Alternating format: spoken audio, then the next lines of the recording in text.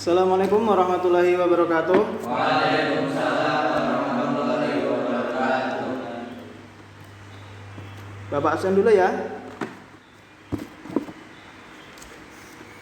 Ilham, Ilham Hasbuna, Aziz, Sofa, Faizin.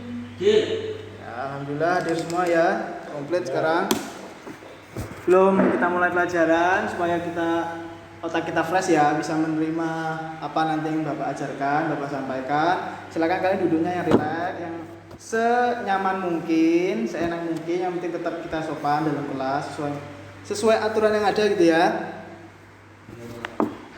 Oke, sebelumnya biar pelajaran kita nanti berkah, kita juga gampang mudengnya, dan nanti kita bisa diterapkan materi kita ini, ilmu kita ini dalam kehidupan kita nanti sehari-hari ya. Kita mulai pelajaran kali ini dengan membaca basmalah bersama-sama. Bismillahirrahmanirrahim.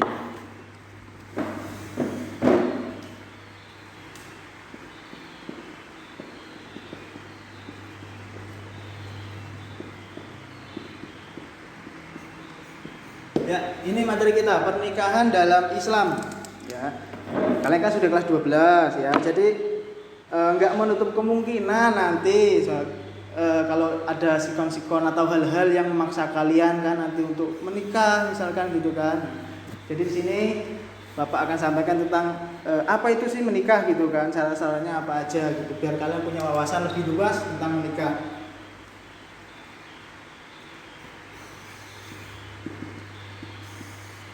Nah, sebelum kita masuk ke dalam pengertian nikah itu apa, kita nikah ini nggak kita bahas pernikahan ini nggak asal-asal kita bahas karena kita juga perlu nikah, orang-orang pada nikah terus kita pengen harus enggak, kita ada dasarnya sendiri. Dasarnya itu kalau Bapak ngambil itu dari hadis riwayat At-Tirmidzi, arbaun min sunanil mursalin al ahya'u wa ta'aturu wa siwak wa nikah.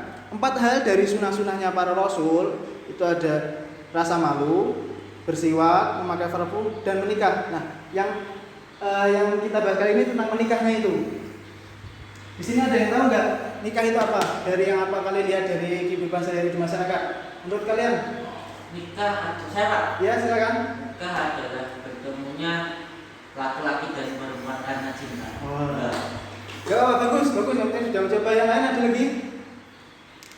Yang berani itu sudah bagus, sudah 40-50% benar lah itu. Ya, menghalalkan sesuatu yang haram. Menghalalkan sesuatu yang haram. Bisa jadi tadi itu gimana? Ya seperti laki-laki dan wanita harusnya kan haram semua. Nah, halalkan dengan cara menikah. Oh iya, bagus itu. Oke, jadi di sini pengertian menikah secara bahasa dulu ya. Dalam bahasa Arab sendiri, nikah itu mempunyai banyak artian, tapi artian yang kita ambil dalam materi ini itu artinya berkumpul atau menyatu. Siapa yang berkumpul, siapa yang menyatu, itu laki dan perempuan seperti yang teman kalian ajarkan tadi. Laki dan perempuan bersatu berkumpul karena cinta. Yang awalnya berkumpul itu haram, karena nikah itu jadi halal. Apapun yang dilakukan nanti berbuahnya pahala. Beda dengan ya sebelum nikah nanti kita pegang tangan pun bisa, gitu kan? Kemudian sebelum nikah itu ada syaratnya, enggak kita terus karena udah tahu nikah itu berkumpul terus seperti ini terus kita langsung nikah, nggak bisa. Kita harus lihat dulu kita itu sudah memenuhi syarat atau belum. Nah, syarat-syaratnya apa aja? Yang Bapak tanya lagi, analisis kalian dari pernikahan yang terjadi di masyarakat, di lingkungan kalian. Menurut kalian syaratnya apa saja? Silakan, tunjuk tangan. Sofa? Mampu Pak. Mampu. Secara fisik dan mental maupun materi. Nah, mampu dalam segala hal ya. Ada lagi? Saya Pak. Izin. Balik. Islam Pak. Islam ya. Yang lain? Pak. Ilham dulu. Balik. Aziz.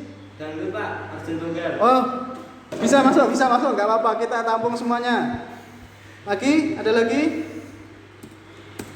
Saya Pak. Izin lagi. Memperbagi keturunan. Lainnya? Ada lagi apa enggak? Syarat-syaratnya. Kunci yang menjadi gerbang agar kita bisa menikah itu apa saja? Laki-laki dan perempuan. Laki-laki dan perempuan. Sudah? Pernah? Ya, kita tahu. Satu, Islam. Dua-duanya harus Islam ya, walaupun ada yang menyatakan bahwa perempuannya boleh non-Islam, tapi kita lebih condong aja kita yang jalan yang normal-normal saja ya, Islam. Yang kedua,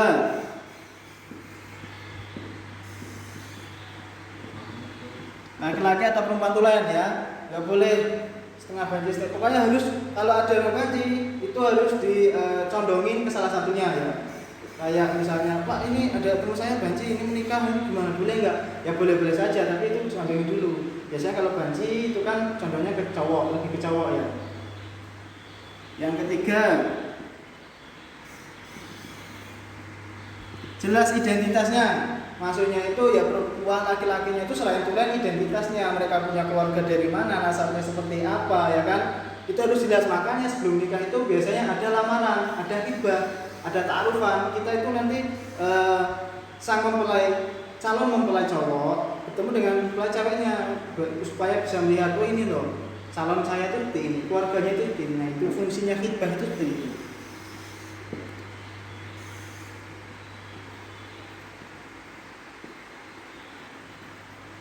Yang keempat, tidak ada halangan.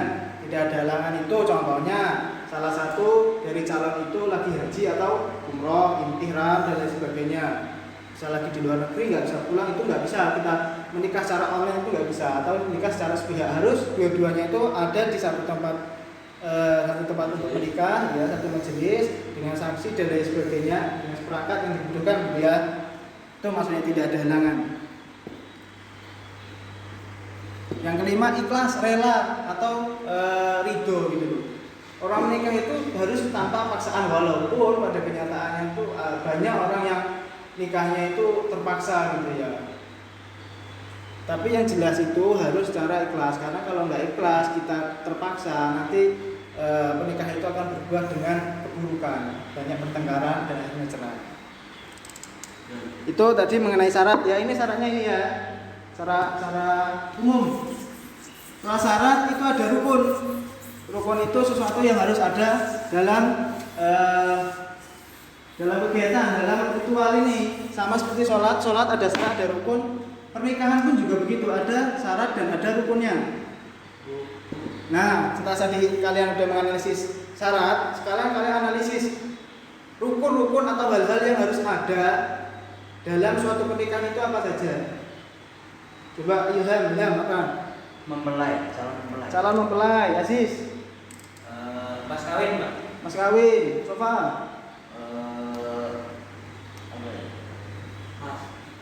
Wali, Pak. Wali nikah ya. Terus Waisin. Rukun-rukunnya yang harus ada. Saksi. Ilham. Adanya Pertemuan gimana? Kedua belah pihak. Oh, kedua belah pihak. Ya, dalam satu majelis tadi ya. Ya, jadi rukun-rukunnya yang pertama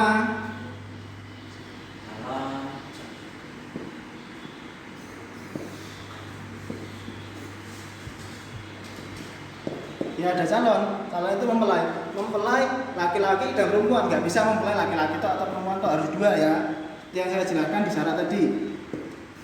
Yang ketiga, ada wali. Tadi siapa yang jawab wali? Itu benar, wali nikah itu. Ya, Pak. Ya, pintar, bagus. Wali nikah itu wali nikah dari pihak perempuan. Jadi wali nikah itu bukan dari laki-laki ya, dari perempuan, dan itu berupa walinya itu ayah, kakek, paman, yang laki semua ya, dari golongan ayah. Gimana Pak ini? Minimal wali itu berapa orang, Pak? Kalau wali itu satu orang. Oh, ya. Satu orang. Nah, dan permasalahan wali itu kalau nggak ada, misal mohon maaf nih Pak, keluarga saya nggak ada semua, adanya ibu saya, nenek saya, bibi saya, itu gimana? Nah itu boleh nikah dengan wali hakim. Jadi nggak, kalau memang nggak ada ya, kalau nggak ada wali sahnya, wali akrabnya itu wali hakim. Yang keempat, ada akad, ya, akad ijab kabul, ya. Jadi nggak boleh kita nikah itu hanya jeda dari niatan suka sama suka tanpa ada kejelasan yang pasti. Sama kayak kan beli sesuatu itu kan pasti kan ada obrolannya kan, ada basa-basinya, ada serah terimanya gitu kan. Saya beli ini, oh ya silakan harga sekian gitu. Nikah pun sama, ada ijab kabulnya. Yang kelima itu ada saksi. Nah kalau saksi itu ada minimalnya itu 2 orang laki-laki, yang mana punya ketentuan Islam, balik, berakal, ya. Dia juga bisa mempertanggungjawabkan kesaksiannya itu, ya. Ini tadi mengenai rukun-rukun. Setelah rukun, yang nggak kalah penting itu juga tujuan. Jadi kita nikah itu nggak sekedar nikah tok, senang-senang tok, bisa hidup bareng, mau ngapain aja halal, nggak gitu. Nah, sekarang dari tujuan nikah, Bapak mau tanya, menurut kalian masing-masing dan bagi diri kalian masing-masing tujuan nikah buat kalian itu apa? Kasbun apa? Ilham apa? Memperoleh keturunan. Memperoleh keturunan, bagus, Aziz. Menambah persaudaraan, Pak. Mendapat persaudaraan, bagus. Apa? Biar ada pendamping tidur, Pak. Wah, ini istilahnya terlalu vulgar, tapi nggak apa-apa, itu sifat manusiawi, normal nggak apa. Ilham, Menguatkan dakwah, Pak. menguatkan dakwah, berdakwah, bagus. Indonesia juga Islam bisa nyembah itu karena pernikahan, bagus. Pak Izin, tujuan menurut kamu? Supaya bahagia, Pak. Oh bahagia, udah nikah nggak bahagia? Bagus, nggak apa sama kayak sopan. Nggak apa. Tadi yang pertama apa? Memperoleh keturunan ya? Keturunan, ya benar memperoleh keturunan. Terus emang kalau nggak nikah nggak dapat keturunan ya dapat, cuma kan dengan menikah kita dapat keturunan itu secara baik, nasabnya itu terjaga, baik nanti dia jadi ahli waris, bisa jadi wali nikah dan sebagainya, itu nasabnya lebih terjaga dan lebih baik.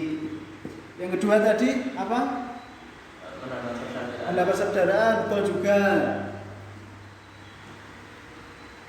Dengan adanya pernikahan maka tali silaturahmi itu lebih kencang ya, karena memang pernikahan itu tahap yang benar-benar tinggi ya untuk tali silaturahmi dan persaudaraan.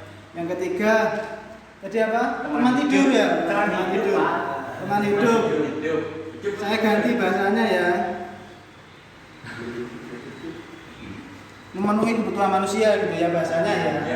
Memenuhi kebutuhan manusia apa ya? Kebutuhan sahabat kita perlu teman ngobrol, lagi galau gitu kan, capek kerja pulang, ya kan ada yang mijitin kan enak ya gitu ya. Mijitin.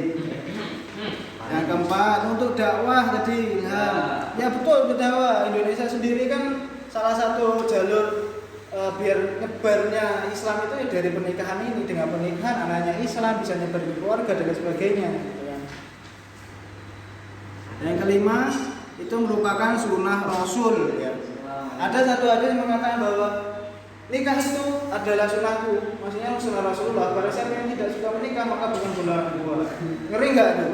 Yang nggak suka nikah loh, bukan yang nggak nikah, itu termasuk bukan golongan Rasul Nabi Muhammad SAW. Itu hanya beberapa tujuan itu kan banyak. Ini kita pilih sesuai dengan analisis kalian saja ya. Ini tadi selesai mengenai materi kita sekelas mengenai pernikahan dalam Islam. Dari sini ketiga-tiganya atau ada di luar ini ada yang ditanyakan? Saya Pak. Apa? Kalau tadi kan apa syarat ya Pak yang awal tadi? Iya syarat. Kalau syarat kan apakah banci itu sama dengan transgender Pak? Ya kita bahas. Banci itu sama nggak dengan transgender? Kita analisis dulu. Banci itu secara fisik ya itu masih cowok, tapi kelakuan sifatnya itu cewekan. Dan transgender itu fisik udah dirubah ke lawan jenis ya, dari yang cowok ke cewek ke cowok gitu kan. Dan sifatnya pun otomatis berubah. Nah kalau yang banci masih enak biar dicondongin gitu kan, bisa dicondongin ke cowok udah gampang gitu selesai kan. Tapi kalau transgender itu sudah benar-benar dia itu kayak mendarah daging gitu kan. Nah itu nanti kalian bisa tergantung kepercayaan kalian dan siapa yang kalian ikuti gitu ya. Ikut mana ya. Karena kan kita nggak cuma satu aliran tok kan, ada yang Syafi'i, ada yang Maliki, Hambali, ada yang ustadznya A, B, C gitu kan. Nanti bisa kalian pelajari lebih dalam lagi dengan guru agama kalian sesuai dengan yang kalian anut ya. Cuman ya kalau yang saya tahu itu dari yang gurunya bisa tahu yaitu kita condongin lebih condong kemana gitu ya, tetap boleh. Oke, itu tadi mengenai materi kita pada siang hari ini. Untuk tugas minggu depan Bapak nggak akan beri tugas tertulis ya, nanti Bapak suruh aja kalian untuk menganalisis lebih dalam tentang pernikahan yang ada di sini. Kalian amati, kalian observasi gitu ya, kalian amati prosesnya bagaimana, yang kurang-kurang tuh sebenarnya ini nggak usah nih, wah sebenarnya ini harus ada, kayak itu kalian amati ya. Soalnya nanti kita minggu depan akan ada kuis gitu ya, biar kalian bisa menjawab dan nanti ada hadiahnya. Oke, saya kira cukup untuk materi kali ini. Kurang lebihnya mohon maaf. Kita tutup dengan bacaan hamdalah bersama-sama. Alhamdulillahirabbil alamin. Sekian, wassalamualaikum warahmatullahi wabarakatuh. Waalaikumsalam.